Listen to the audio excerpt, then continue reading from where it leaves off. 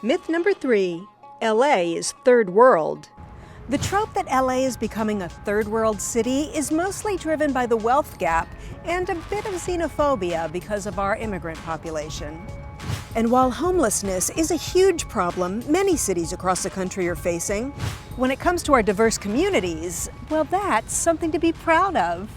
At the Golondrina restaurant. To have a city with the diversity of Los Angeles is decidedly not developing world. I was at work today, and I was like, I'm going to samba. And so I came out, I hear the drums, it's like I just want to, You could literally travel around the world without ever leaving Los Angeles, and that's a wonderful thing. It's a wonderful thing.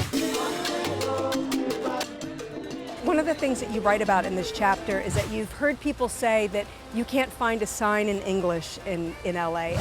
It's frustrating and it's ridiculous. There are places where some of the signage is bilingual, and even where there is bilingualism, who doesn't want that? You're driving through a neighborhood like Koreatown, and you see the Korean letters. To be able to recognize a language in that way, that is extraordinary. I feel like I get to have a cultural exchange. Los Angeles has the highest populations of many cultures and countries in the United States, and in fact, we have more Iranians and Persians than anywhere except Tehran.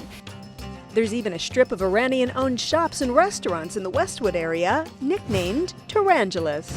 I've seen more and more non-Persians getting introduced and falling in love with this type of cuisine.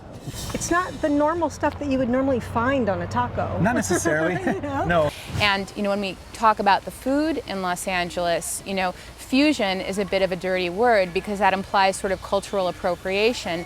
And instead, what we're seeing now is the first and second generation Americans whose parents were immigrants coming of age and just naturally and fluently speaking both languages through their food. We come here pretty much every weekend, and we love the family that runs the place. If not for her, there would be no food. She does all the cooking here, so it was her dream. Anybody who walks in the door is welcome here. It belongs to us all. Next, we school the haters who claim LA has lousy food. And we take on the misconception that LA has no center.